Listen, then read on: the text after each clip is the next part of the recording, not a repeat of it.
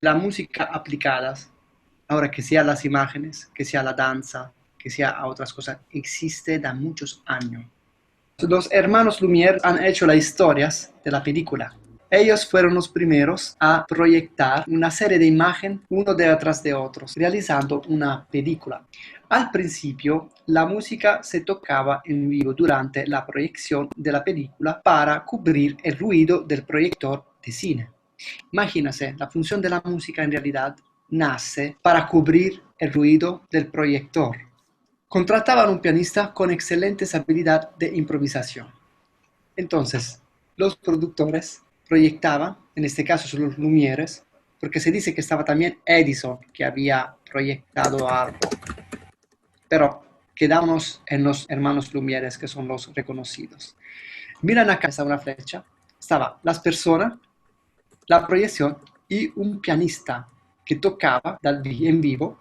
Su objetivo era cubrir el ruido de la máquina de presa. Esta era la primera función. Después de esta película que los Lumière han hecho, que hemos visto antes, han hecho otras cosas muy interesantes. Un corto que cuando lo realizaron ha tenido un éxito extraordinario. ¿Por qué? Porque imagínense que por la primera vez que las personas han visto esta película, esto corto, en realidad era un corte de pocos minutos, las personas que estaban en el cine se levantaron por miedo y se fueron. Porque viendo este tren que se acercaba, ellos pensaban que el tren iba a salir así de la pantalla y entraba en la sala donde estaba. Ahora, ¿por qué tenemos que conocer estos?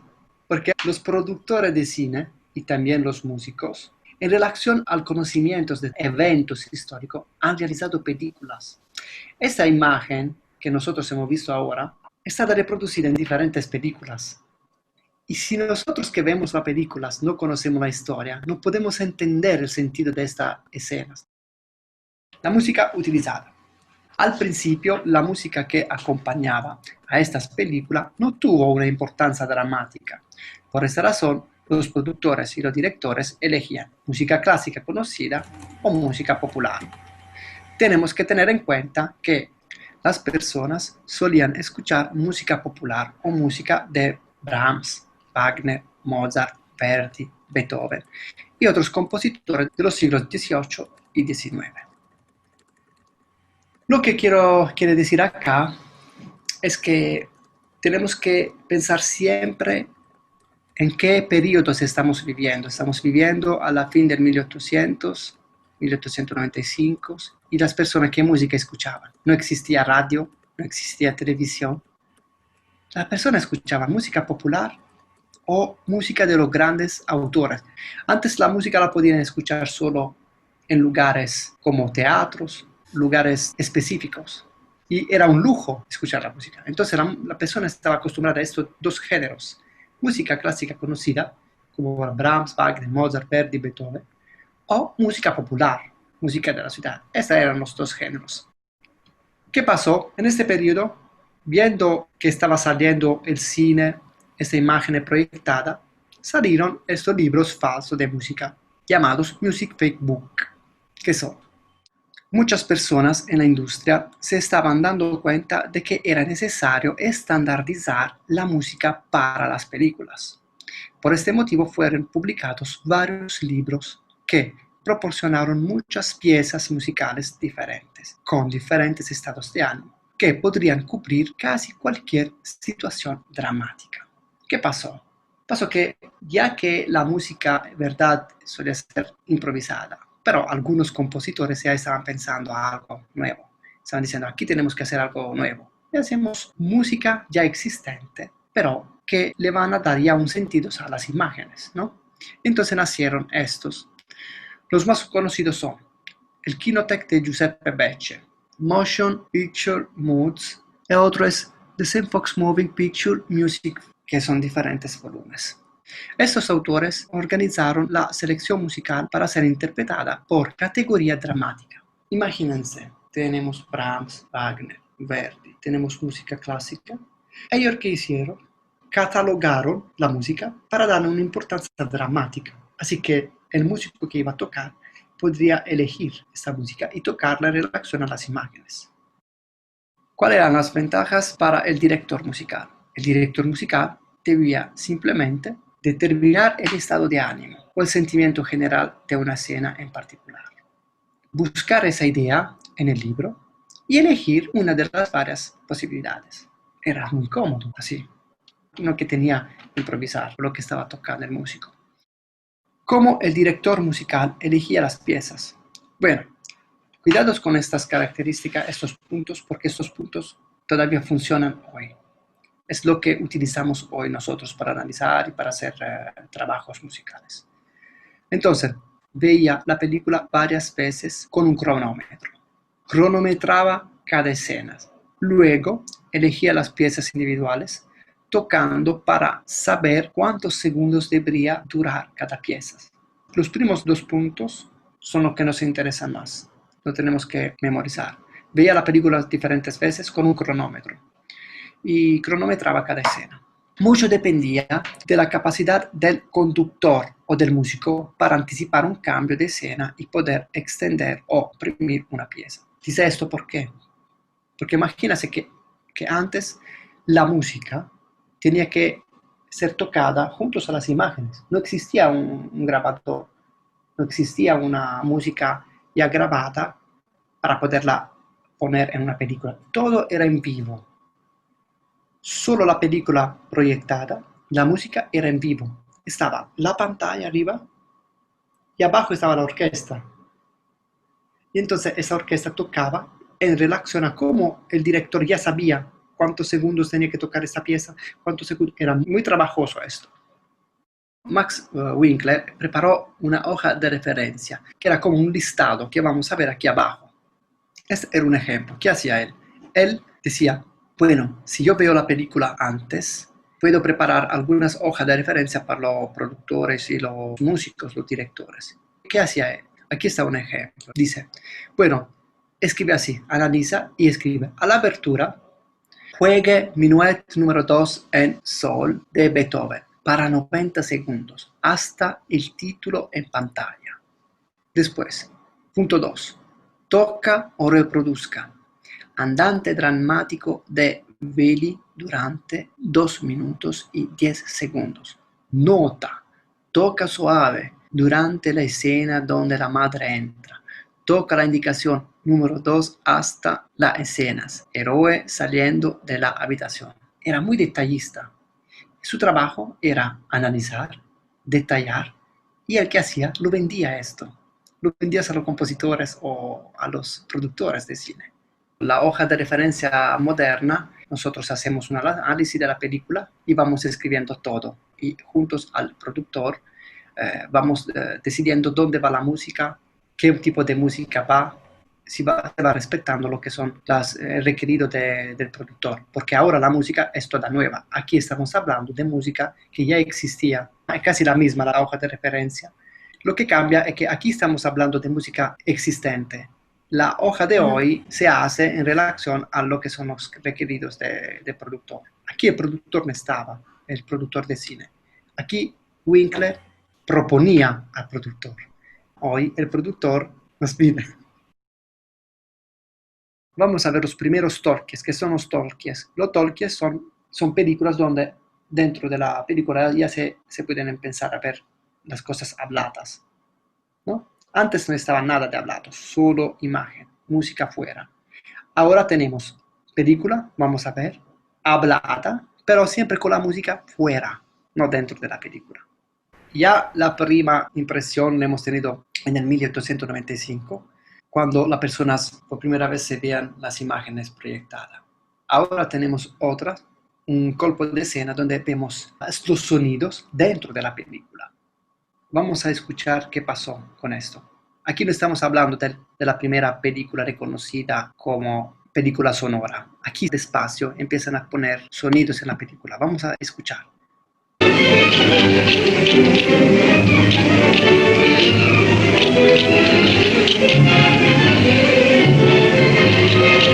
Mira, estaba la señorita que estaba hablando, pero no se escuchaba el sonido de que estaba hablando. Pero el sonido de la espada sí.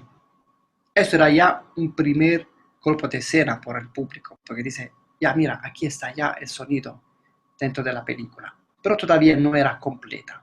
La primera película reconocida es The Jazz Singer, de 1927, donde aquí ya se encuentran las palabras, pero no era totalmente solo hablada, porque se encontraban estos intertítulos. Los intertítulos son signos que se encuentran en la película vieja, antigua, donde explicaban las situaciones. Ya que no hablaban, tenía que explicar lo que estaba pasando. Y ponían ese intertítulo.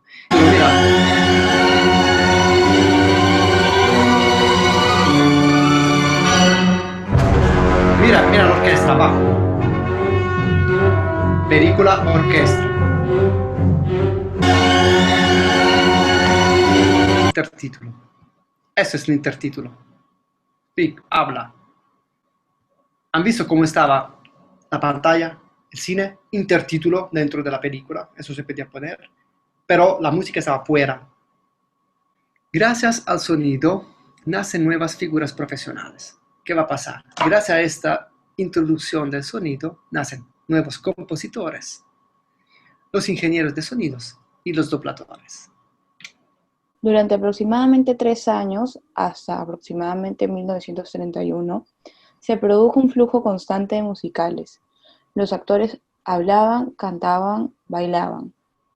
Como pasa siempre en cada época, la disminución del interés público provocó estos dos factores. Los productores pensaban que no se necesitaba más de música y, y las orquestas de estudio fueron despedidas. Esos son los dos factores. Pero Después de un año, los mismos ejecutivos descubrieron cuánto realmente necesitaban la música. Agregar música a las películas en este momento fue un proceso costoso, engorroso y problemático. vamos a ver por qué. En los primeros días del cine sonoro no había forma de grabar la música por separado del resto de la producción. Los músicos tenían que estar presentes en el set, posicionados de tal manera que se escucharan, pero no cubrieran las líneas de los actores. Imagínense, reponer la música, ahora poner la música, necesitaban estos. Los músicos tenían que estar presentes en el set. Imagínense que está el set y después los músicos tienen que estar allá, posicionados de tal manera que se escuchara, pero no cubrían las líneas de los actores. Entonces, actores y músicos juntos, tenían que grabar todos juntos. Por eso era costoso, engorroso y problemático. Fue una pesadilla para todos los involucrados, músicos, actores, directores y técnicos de sonido. El tiempo de grabación de una canción variaba desde 2 hasta 3 días. No podían cometer un error para que no se arruinara una toma completa. No podría haber ediciones después o la música se arruinaría por los saltos y pitidos. Esto es un aspecto técnico dentro de la edición musicales. Es para decir, cuando se hace un corte de una canción, imaginamos que tenemos un file digital, cortamos y lo juntamos. Cuando el contador pasa por aquí, por este corte, se siente un tic, tic, un ruido casi como esto. Y esto es un error. Eso estoy hablando del digital. También pasaba en el analógico. En el analógico, ¿cómo pasaba? La película, se grababan diferentes películas. Cuando estaban listas para hacer el montaje, se cortaba con la tijera y se ponía así, uno atrás de otros. Y este procedimiento, claro que con la música no se podía hacer, porque con la música se escuchaba todo lo que iba a pasar. Entonces, para esto, ya que se demoraban para 2 o 3 días para grabarlos, después no podían hacer errores los músicos, tenían que tocar, empezar y terminar sin errores, porque si no, tenían que grabar otra vez todo. Y no se podría cortar, no se podría hacer lo que hoy, gracias a la tecnología digital, se puede hacer con muchas tranquilidades. Después de 2 años, en el 1929 salió la primera película hablada, todo. En el 31 ya está la tecnología para poder grabar música por separado. Y entraba el doblaje. Ya estamos entrando en una situación más interesante. Esta nueva tecnología hizo que el proceso de incluir música en películas fuera más flexible y menos costoso. Fue un periodo en el que la industria estaba encontrando su camino y descubriendo qué funcionaba y qué no funcionaba en estas nuevas películas de sonido. En ese periodo, los productores ya tenían que experimentar. Ellos tenían técnicas, conocían todo, sabían todo. Pero ¿qué pasaba? Estaban en un periodo que tenían que encontrar una solución. Y entonces experimentaban cosas. Pensaron dos cosas. Bueno, hacemos una película donde empieza la música al principio hasta el final y hasta el final no se termina. Otra manera es una película sin ningún música. Estos son dos extremos, o todo o nada. Y para mí, los extremos nunca son buenos, porque todo o nada, esto no funciona. Y claramente no ha funcionado. ¿Qué pasó? Después de estas experimentaciones, los productores empezaron a poner música y sacar. Ponían música donde querían y sacaban donde no la querían. Empezaron a ver que funcionaba. Recuerda que era toda una experimentación y aún hoy se cumple. Hoy la función de la música es esta. La música en una película la vamos a escuchar solo en algunos momentos. Nunca he escuchado una película que empieza la música y termina. Ya, los primeros grandes estudios de cine. Estos son los estudios de cine que producían la mayoría de películas y crecieron durante los días de las películas mudas hasta las salas de cine. Warner Bros., conocido por historias de aventuras de capa y espada, género de ficción popular caracterizado por historia de aventuras con antecedentes históricos, con giros de suspenso. Universal, conocido por la producción constante de películas de terror y comedia B. MGM, conocido por grandes dramas. Paramount Studios, RKO, Sí. 20th Century Fox, United Artists. Le voy a explicar un poco la comedia B cuando habla en el segundo punto, dice donde está Universal, ¿no? Terror y comedia B, que son las películas de comedia B. Las películas de comedia B son las películas que venían consideradas como de segundo nivel, ¿no? Son de primer nivel, de gran impacto. Entonces ya los directores sabían, le catalogaban que esa era una comedia de una categoría B, y ¿qué hacía? Lo asignaba a compositores menos importantes, mientras la categoría A venían asignadas a compositores importantes, porque tenían que darle más importancia a la película. Estos productores, como la Warner Bros., Paramount, todos estos, tenían todos bajo control. Solo ellos podían hacer modificaciones, tenían el control total de una película, desde el comienzo de la idea hasta la publicación, hasta el mirar las películas en su cine. Ellos tenían su propio cine, tenían el control total de todo. Entonces, ¿qué hacían? Contrataban a las personas, le dieron trabajo, y para esas personas no podían trabajar con ninguno, solo con ellos. Eran propiedad de estas tiendas. ¿Y qué pasó? Pasó que en 1949 los Estados Unidos decretó una ley antimonopolio. Y pasó que estas personas, estas tiendas se encontraban en una situación que tenían que vender los cines porque no podían tener todo, y empezaron a dejar todo. Esto nos explica cómo ahora, cuando vemos una película también un poco antigua, cuando al final están los créditos, ¿no? ¿Han visto esta pila de créditos de personas que nunca terminan? Que están 5 minutos de créditos, 10 minutos de créditos, también en un cine, cuando se va a ver una película al final, están todas estas personas que trabajan. La diferencia entre este periodo y ahora es que ahora también están los créditos largos. La diferencia es que antes eran propiedad de este sistema, estas personas. Ahora son tiendas separadas. Nosotros somos compositores. Ahora nosotros, si nos llama un director, somos dos figuras profesionales que trabajan juntos. No es que el director y el compositor están bajo de un contrato de una tienda. No es así. Ahora son dos tiendas diferentes que facturan, que hace todo. ¿Qué son los clichés? Son, para decir, una determinada manera de tocar algunos instrumentos para asignarlos a algunas escenas en particular. Y aquí explica estos dos puntos. Se produjeron violines agudos para las escenas de amor apropiadas. Al contrario, sonidos graves de bajo latón o cuerdas para los malos. Esos son clichés. Max Steiner, 1888 a 1971. Escribió más de 300 películas.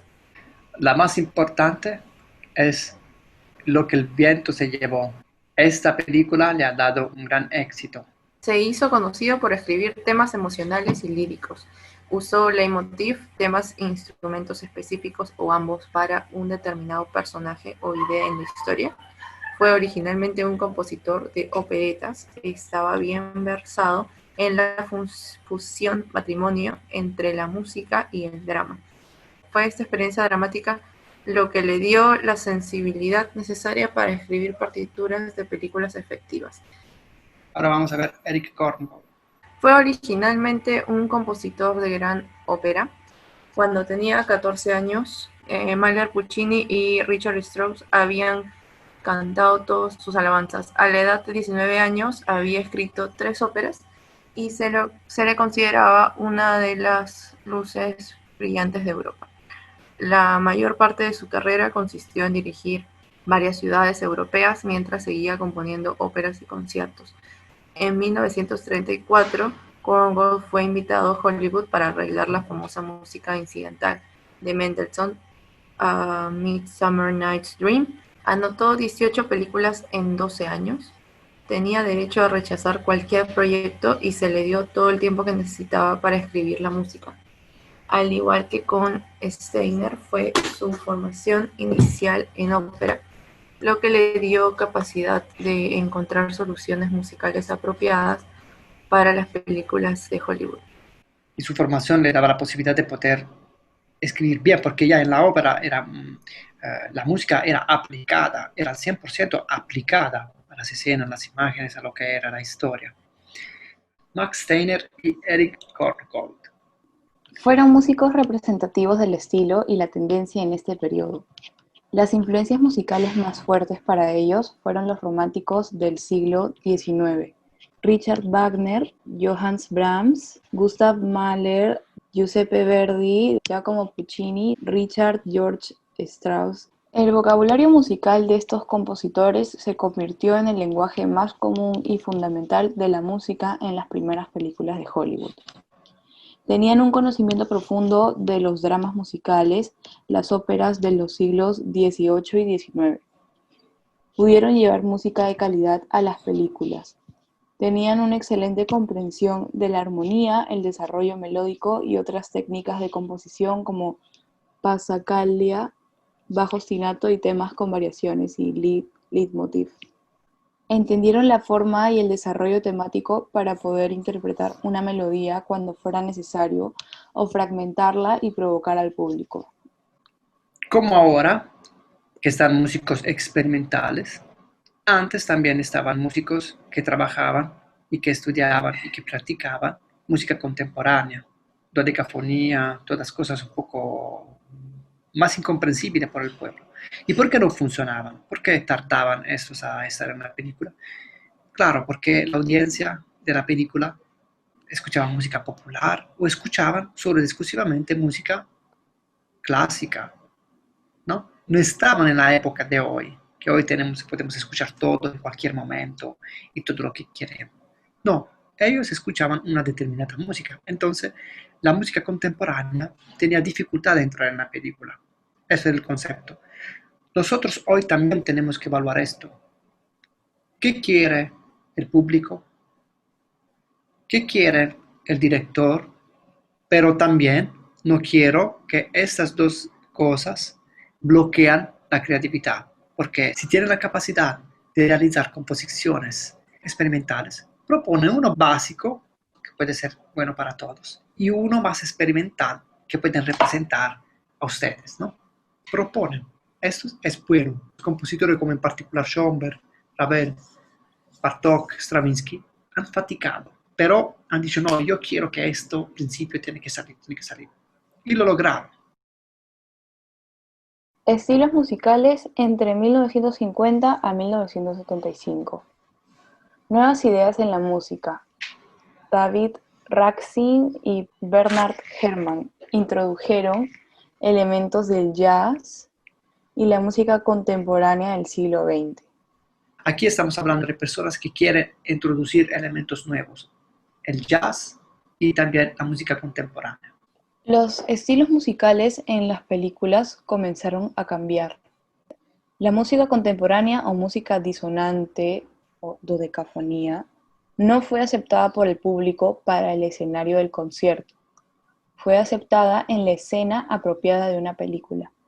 Los compositores vieron gradualmente el valor dramático de estos métodos. Un compositor que trabajó ocasionalmente en películas y dejó una gran impresión musical en todos los que lo siguieron fue Aaron Copland.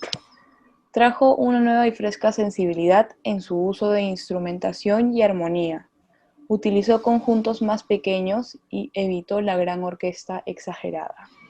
Muchos compositores imitaron su uso de armonías pandiatónicas. Es que no existe un centro tonal. Son acordes por cuarta, con su inversión. Es música contemporánea y son muy modernas. Suena muy jazz. Luego está la politonalidad. Politonalidad, tienes dos centros tonales en las composiciones. Luego está la disonancia controlada. La disonancia controlada es cuando, claro, la disonancia no es muy fuerte, se puede controlar, si es una disonancia y se resuelve. Disonancia y se resuelve. Bueno, estos son los temas principales de estos periodos. La rebelión de las personas, la juventud, el alcoholismo y la adicción a las drogas. Entonces los compositores tenían que componer música en relación a estos temas. Una nueva cultura musical entre los jóvenes: jazz, swing, big band, bebop, rock and roll. En este periodo nació un nuevo estilo de partitura para la película. Bueno, mira qué pasó cuando empezó a salir la televisión. Los productores se negaron a lanzar su catálogo de película a las estaciones de televisión. Ellos no querían producir, no querían que su producto se pondría en la televisión. ¿Por qué? Porque estaban siempre acostumbrados con su manera de monopolio, ¿no? Ellos querían tener su control, el control de todo. Ellos tienen que decidir dónde. Y no produjeron programas para televisión. Mientras hoy los programas para la televisión son vida total para la televisión y también para los productores. Ellos se negaron de todo esto. Y también pensaban que la televisión iba a caer. ¿Qué pasó pero?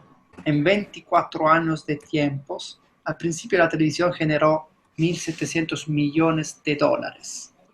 Después de 24 años, se redujo la cifra a 900 millones de dólares.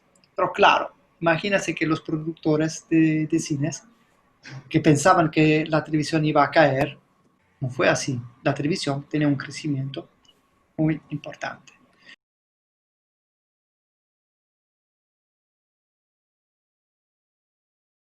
El periodo de 1955 a 1970 desaparece el antiguo sistema de estudio. Dos factores fueron los más importantes para contribuir a esto: advenimiento de la televisión, una decisión judicial que citaba leyes antimonopolio. Las leyes antimonopolio requerían que los estudios separaran sus cadenas de teatro de propiedad propia. En este periodo, con la llegada de la televisión y la decisión judicial, este monopolio de estas tiendas que tenían todo bajo control, todo ellos hacían, terminó. La popularidad de la televisión significó que muchas personas se quedaran en su casa y dejaran de asistir a películas en los cines. Todo esto provocó una fuerte caída en los ingresos. Las consecuencias de la pérdida de las cadenas de teatro como propiedad del estudio fueron: el estudio ya no podía controlar todo de principio a fin y hubo una pérdida de la distribución automática de una película producida en el estudio. Despido de empleados, actores, directores, músicos y productores. Después de algunos años, los estudios finalmente cedieron en un intento de obtener al menos algo de beneficio de la nueva tecnología. Esto dio lugar a los programas de televisión que presentaban películas del catálogo del estudio, aunque frecuentemente editadas por duración y contenido y a menudo interrumpidas por comerciales. Los estudios empezaron a trabajar activamente para la televisión en la producción de sitcoms, dramas y películas. La nueva música y los compositores que la escriben. Diferentes tipos de partituras escritas entre los años 1950 y 1960. Alex North fue uno de los jóvenes compositores que dejó huella en Hollywood. Su partitura para A Streetcar Named Desire fue un evento musical histórico. Por primera vez, una banda sonora cruda, vanguardista y moderna con muchos elementos de jazz acompañaba a una película popular. Hubo uso del jazz y uso de la disonancia, lo que le dio a esta partitura un sabor único. Esto abrió las compuertas para que otros compositores incorporaran jazz en sus partituras y comenzó un estilo musical completamente nuevo. Diferentes tipos de partituras escritas en los años 1950 y 1960. Leonard Rosenman escribió una partitura para East of Eden en 1955. Era una partitura disonante y vanguardista. Hizo mucho por establecer esa disonancia como un sonido aceptable, tanto en los oídos de la audiencia como en las mentes y en los bolsillos de los productores. Estamos siempre hablando de otros compositores que en ese periodo estaban forzando. Yo quiero marcar esa palabra, forzando ese tentativo de música disonante avanguardista, porque no era aceptada, porque la persona que ve la película, su cultura o su formación no es de nivel alto, entonces no entendían lo que estaba pasando y ellos forzaban. Otros géneros de películas. Además de los tipos más oscuros de películas que se estaban produciendo, también hubo una gran actividad en la producción de grandes epopeyas basadas en historias bíblicas como Quo Vadis de Miklos Rozsa, Los 10 Mandamientos de Elmer Bernstein, Ben-Hur de Miklos Rozsa y El Cid de Miklos Rozsa y Carlos Sabina. Entonces aquí estos géneros que se desarrollaban en la misma temporada necesitaba de una música más conservadora, más romántica. Entonces tenemos que pensar que en este periodo viajaba esto que era siempre basado en el clásico y los de antes que querían introducir esta música jazz, música disonante, contemporánea y vanguardista. Entonces estaba esta, no digo lucha, pero eran dos géneros musicales. Elmer Bernstein, que era capaz de escribir una partitura moderna y vanguardista como The Man with the Golden Arm y escribir una partitura romántica para una película épica o de aventuras. Este compositor tenía la capacidad de escribir esta música y también escribir música más romántica, más clásica, tranquila, épica, también de aventura, un compositor completo. Descripción de Bernstein de la puntuación de la película Los 10 Mandamientos. Cada personaje y ciertos conceptos filosóficos tenía que tener un tema o motivo. Personas, Dios, el bien, el mal. La idea era que siempre que un personaje en particular apareciera en la pantalla, su tema también debía estar presente. Todo era muy wagneriano. Entramos un poco en la profundidad de un análisis, ¿no?, de una película.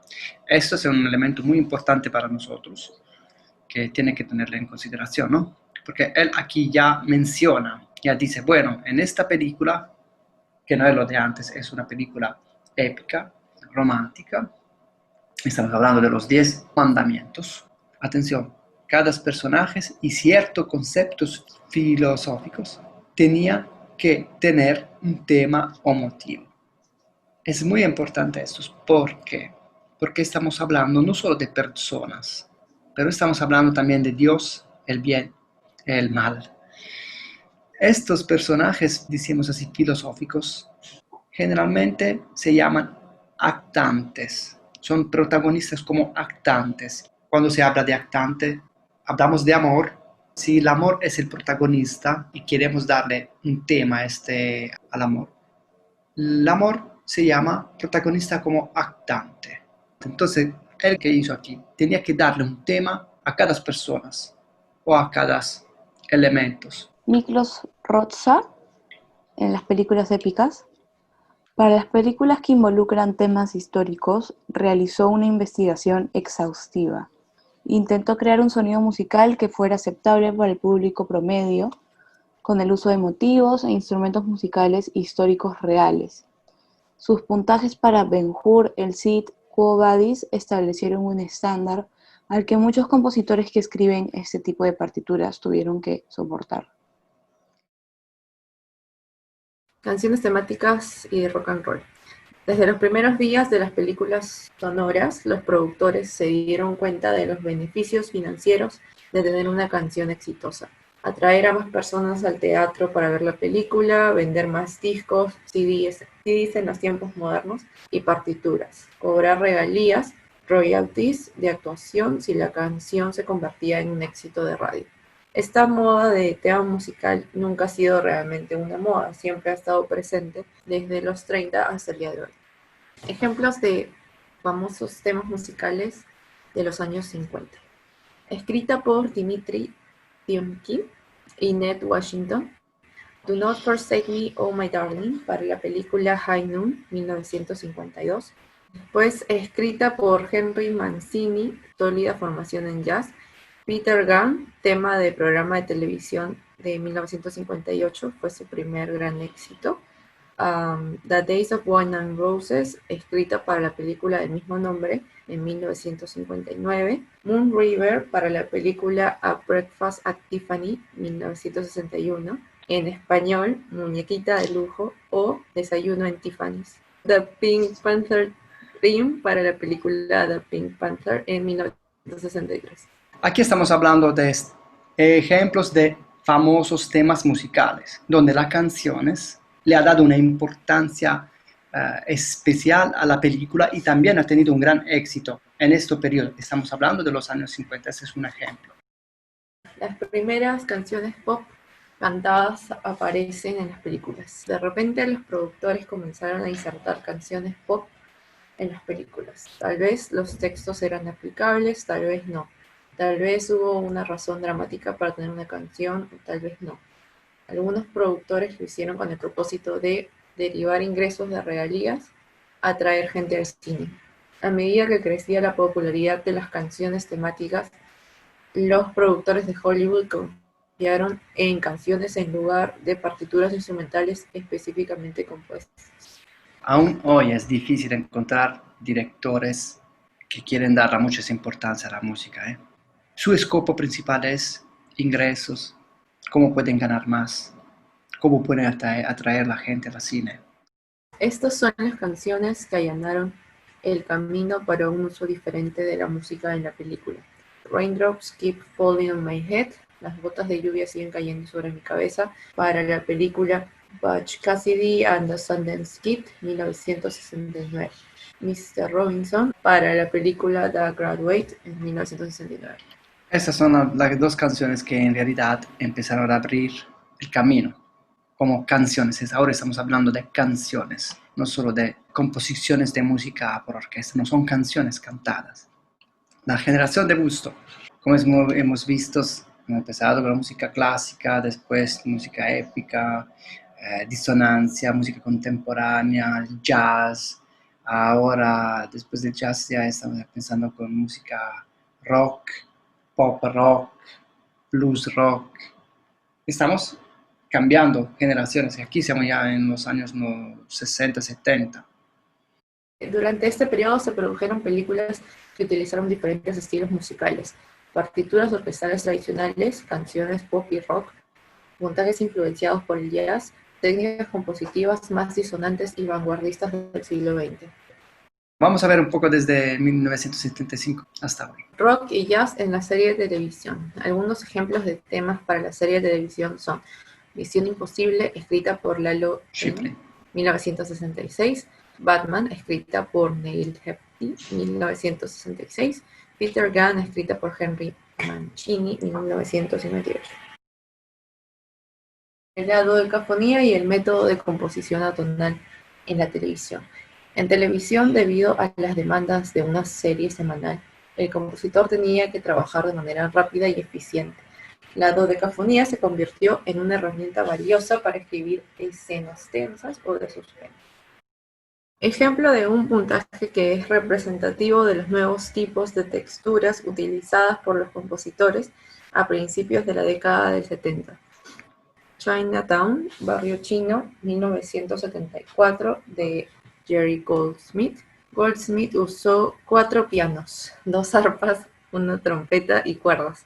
Los pianos a menudo estaban preparados, una técnica en la que se colocan varios objetos en las cuerdas para cambiar el sonido. El piano se desafina intencionalmente o el músico toca las cuerdas dentro del piano en lugar de las teclas. Esto creó una textura singularmente oscura y misteriosa que encaja perfectamente con el ritmo de la película, la forma en que está iluminada y la actuación de Jack Nicholson. Empiezan a utilizar las instrumentaciones para hacer efecto de sonidos, cosas diferentes, porque están siempre buscando cosas nuevas los compositores. Aquí tiene 4 pianos, no le bastaba un piano, necesitaba de 4 pianos, le pone objetos dentro del piano, o también va a tocar dentro, no sé si han visto esta técnica de tocar piano haciendo ruido, tac, tac, percusiones, o la cuerda pizzicada con los dedos, o le ponen hojas de papel dentro y tocan y hacen un efecto diferente. Ya, esto es para darle una textura oscura, misteriosa. Todo esto puede ser interesante. Vamos a ver Patton, que es una película. 1970 de Jerry Goldsmith. En la partitura, Goldsmith usó otra técnica inusual, la de endulzar o agregar un instrumento después de que se hayan grabado las principales pistas de música.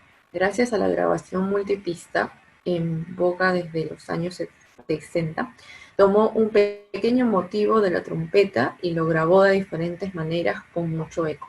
Goldsmith utilizó este pequeño motivo insertándolo donde era necesario, independientemente de las consecuencias armónicas y métricas. Creó un sentimiento desarticulado que refleja el aspecto extraño y a veces de otro mundo del personaje del general George Patton. Ya que tenían la posibilidad de grabar de manera separada, le vino una idea. Dijo, bueno, ahora quiero construir un elemento temático con la trompeta, grabado en manera diferente, en diferentes tonalidades, pero con un sentido, porque tiene un sentido. Creó un sentimiento desarticulado que refleja el aspecto extraño y a veces de otro mundo del personaje del general George Patton. Ahora aquí también tenemos que estudiar la historia para entender qué quiere decir el compositor con esto, ¿no? Porque el general George Patton, estamos hablando de una guerra donde él era desobediente, tenía que enfrentarse con el enemigo, era arrogante, era un personaje un poco extraño, ¿no? Un triste final, tiene todo esto. Y el carácter que él tiene, el compositor quiere representarlo con este efecto de trompeta. Estos son elementos importantes porque a veces el compositor puede decir, bueno, yo por lo que vive dentro este personaje, he preparado este tema, 2 notas de trompeta grabado de diferente manera, pero con un eco. Y cuando hacen edición lo van a poner donde quieren, en relación a lo que dice, a lo que hace, también si está solo mirando, o antes que él dice algo, parte esta música, ya te está llamando la atención. En este periodo suceden algunas cosas. El público gradualmente se acostumbró a escuchar disonancias extrañas, llegó a asociar ciertos eventos inminentes con sonidos musicales específicos y caída de las partituras orquestales. Aquí estamos hablando de un evento histórico muy importante, muy importante. La gente empieza a acostumbrarse, sobre todo a reconocer la motivación de por qué está este motivo en esta película y va a asociar, ¿no? Eventos inminentes, sonidos, acciones. Y también está la caída de la partitura orquestal. Entonces, después de la caída está el resurgimiento y que lo debemos a estos 2 personajes. John Williams, que es el compositor, y Steve Spielberg, que es el director. Y las películas que hacen entender el verdadero valor de la música en la película es Jaws, que es el tiburón, y Star Wars. Yo, el tiburón, es de suspenso y drama. John Williams hizo que la música de la película cobre vida en los oídos y en los ojos de la audiencia. Star Wars. John Williams hizo que la música de la película cobre vida en los oídos y en los ojos de la audiencia. John Williams dice que la primera versión de la película tenía una pista de música temporal cortada de la pieza de Gustav Holst, escrita entre 1914 y 1916, The Planets. John Williams dice que la primera versión de la película tenía una pista de música temporal. Es una canción que ya existe y que el director, cuando está escribiendo la película, le pone una música ya existente y después le da esta pista existente al compositor, le dice, mira, yo quiero una música como esta. Entonces, mira, estamos hablando de una pieza de 1914 y ellos aquí están en 1970, creo, 74. Pero estamos hablando de más de 50 años, 60 años antes. El director estaba usando estas canciones. ¿Qué pasó, pero? Originalmente se le pidió editar esta conocida partitura clásica, volver a grabarla y ajustarla a Star Wars. Williams convenció al productor y al director de que podía hacer algo original en ese estilo y hacerlo encajar aún mejor. Esto para mí es el verdadero significado de creatividad. ¿Qué es la creatividad? Tomar algo que ya existe, estudiarlo y reproducir algo nuevo, pero tomando ideas de estas cosas. No podemos decir que John Williams no tenía la capacidad de escribir una música nueva sin escuchar nada. No, es que él ha tenido la capacidad de transformar los deseos del director, utilizando el material que tenía ya a disposición. Eso es el significado para mí de creatividad. Usando una gran orquesta sinfónica y grabando en Londres con la Filarmónica de Londres, Williams trajo la partitura sinfónica a los oídos y ojos de los cinéfilos. La partitura de Star Wars tiene muchos elementos del lenguaje musical romántico. Temas líricos, emocionantes, tutis de latón, delicada escritura de viento-madera. Este nuevo tipo de partitura orquestal no tuvo miedo de incorporar técnicas de composición contemporáneas cuando era necesario. La partitura de Star Wars y muchas partituras de Williams y otros que siguieron este liderazgo fusionaron elementos de la escritura tonal del siglo XIX con las texturas o efectos que quisieran usar desde el siglo XX. El impresionismo, el jazz, el rock, el pandiatonismo, la dodecafonía y la música aleatoria o casual. Una película con una puntuación encantadora que fue amada por adultos y niños por igual. E.T. The Extraterrestrial de 1982 de Steve Spielberg y John Williams. Williams combinó un estilo lírico y tonal con elementos de los estilos del siglo XX. Aquí John Williams ha mezclado las cosas, ¿no? Los elementos modernos con los elementos clásicos. John Williams utiliza en la misma composición diferentes maneras de poner los instrumentos y de hacer rítmica. La popularidad de este tipo de partituras abrió la puerta para que muchos otros compositores hicieran lo mismo e incorporaran cualquier sonido posible que quisieran. Pero la industria de la grabación de películas estaba a punto de experimentar una infusión masiva de nuevos sonidos y posibilidades, y todo el negocio de la música de cine iba a cambiar una vez más a medida que absorbía las nuevas tecnologías de sintetizadores y la computadora personal. Los sintetizadores y computadoras. A fines de la década de 1970, la tecnología de sintetizador había progresado hasta donde los teclados eran asequibles. Anteriormente, los sintetizadores se habían utilizado en películas, pero el ARP y el Moog eran máquinas grandes, costosas y engorrosas que requerían una gran cantidad de experiencia para funcionar. Telarmonium. Representación de dos componentes del telarmonium. A la izquierda, el área dedicada a los controles para tocarlo. A la derecha, la parte de los circuitos, que consta de un total de 2000 interruptores y 150 alternadores de dinamo. La nueva tecnología se dio cuenta rápidamente y los fabricantes fueron lo suficientemente sabios como para crear MIDI, interfaz digital de instrumentos musicales, un lenguaje que permitía a los sintetizadores y computadoras de cualquier fabricante interactuar o comunicarse entre sí. El puntaje de Vangelis llamó la atención del público.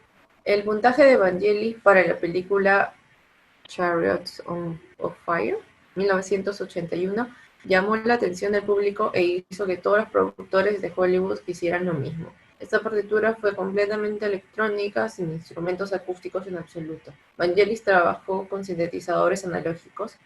Los diferentes sonidos de los sintetizadores se grababan en una máquina de cinta analógica multipista en su estudio. Me explico un poco esa diferencia de sintetizadores analógicos y sintetizadores digitales. Los analógicos es lo que hemos visto antes. Son estas máquinas que para hacer un sonido necesitan trabajar con estos circuitos. Tienen que conectar cable con cable y se realiza un sonido y no es memorizable, no tiene una memoria para memorizar este sonido. El sintetizador digital, cuando realiza un sonido, lo puede grabar, lo puede memorizar en la computadora. Este puntaje abrió los oídos de los productores, directores, compositores y el público en general a la posibilidad de utilizar sonidos electrónicos de manera lírica. Anteriormente, el sintetizador y otros sonidos electrónicos, como el theremin, se usaban en situaciones dramáticas de alta intensidad y películas de ciencia ficción. El theremin, por lo general, formaba parte de un paisaje musical aterrador, espeluznante o de otro mundo. Vangelis de un solo golpe le mostró al mundo que podría ser de otra manera. Esta partitura no solo tuvo un gran impacto en el éxito de la película, sino que se convirtió en un éxito comercial. Vendió millones de discos, obtuvo una transmisión de radio importante, muchos productores querían un sonido similar para sus películas. Compositores tradicionalmente formados como Jerry Goldsmith, Maurice Jarre, Elmer Bernstein empezaron a utilizar los sintetizadores. Estos que eran compositores que vivían en músicas tradicionales ahora se están convirtiendo. Compositores más jóvenes como James Horner, Basil Poledouris y Alan Silvestri comenzaron a incorporar sonidos de sintetizador en partituras. Consecuencias de la nueva tecnología. La industria pasó de tener acceso solo a los generadores electrónicos de sonidos más primitivos a tener equipos digitales extremadamente sofisticados a su alcance. Los sintetizadores estaban reemplazando a los músicos en vivo. Muchos músicos de cuerda, metal y viento enfrentaron una escasez de trabajo. Además, muchos productores de televisión, influenciados por el éxito de la partitura para Miami Vice, también cambiaron a usar sintetizadores. Todo el mundo de la música comercial fue sacudido y alterado para siempre por la llegada de sintetizadores y computadores. Un nuevo tipo de compositores de cine. Nacieron compositores especialistas en partituras electrónicas de sintetizadores, expertos en sonidos de sintetizador, muestreo, campeonamiento, tecnología MIDI y secuenciación. Hans Zimmer fue uno de los primeros en establecerse en este campo. Ha tenido muchos puntajes exitosos utilizando música generada por medios electrónicos o una combinación de sonidos electrónicos y acústicos. Su equipo ha estado a la vanguardia del desarrollo de nuevas tecnologías y a la creación de nuevos sonidos con samples y sintetizadores digitales. Sus puntajes para Rain Man, Driving Miss Daisy, The Lion King y Beyond Rangoon son solo algunos ejemplos de su trabajo. Debido a la asequibilidad y la relativa facilidad de uso del equipo MIDI, muchos compositores jóvenes hoy en día escriben partituras electrónicas de calidad para películas, televisión, cable y documentales. Esta tecnología se ha convertido en una habilidad necesaria para los compositores de cine. La naturaleza fría y a veces falsa de la nueva tecnología. Muchos directores y productores comenzaron a reconocer la naturaleza fría y a veces falsa de estos instrumentos. Las partituras que los usaron para reemplazar los instrumentos de orquesta solían sonar secos y falsos. El resultado de esto fue, en largometrajes, los compositores comenzaron a usar instrumentos electrónicos más como un complemento de una orquesta, a menos que el director especifique una partitura electrónica. Para televisión, cable y películas de bajo presupuesto, a menudo el presupuesto de música de la película no permitiría el uso de una orquesta. Los instrumentos electrónicos se convirtieron en una necesidad. Especialistas en sintetizadores como Hans Zimmer comenzó a escribir partituras que incorporaron orquestas completas. Se encontró un punto medio y continúa hasta nuestros días a medida que los productores, directores y compositores continúan luchando por los usos apropiados de los sonidos electrónicos. Compositores de sonidos pop, jazz y rock and roll. Las influencias que la música rock aporta al mundo del cine son básicamente tres: ritmos y grooves de rock, un cierto vocabulario armónico que abarca el blues tradicional hasta la composición de canciones progresivas influenciadas por el pop, el rock y el jazz, y ideas melódicas del pop rock. Muchas de las ideas armónicas y melódicas utilizadas por los compositores de cine actuales se basan en ideas pop melódicas y armónicas. Hoy hay una fusión entre los estilos orquestales y la música pop. Un compositor de músicos de rock que siempre se ha destacado del resto es Danny Elfman. Danny Elfman, anteriormente con la banda de Los Ángeles Oingo Boingo, comenzó a grabar películas para el director Tim Burton a fines de los años 80. Elfman se estableció como alguien muy creativo con melodías y texturas de sonido, que atrapó la imaginación de muchos con las películas Pee-wee's Great Adventure, Batman y The Nightmare Before Christmas. Elfman con estas películas mostró una gran habilidad para capturar el estado de ánimo de los diferentes tipos de películas para las que escribió, y ha establecido un seguimiento de culto entre músicos y no músicos por igual. En conclusión, la música de cine de hoy es muy rica. Esta riqueza se debe a los compositores de rock y jazz que aportan su propio tipo de sonido especial, la gama de posibilidades que ofrecen las orquestas sinfónicas tradicionales para partituras electrónicas e híbridos y funciones de las dos. El Claro. compositor de hoy puede trabajar en casi cualquier medio de sonido que quiera que logre la visión del director de la película.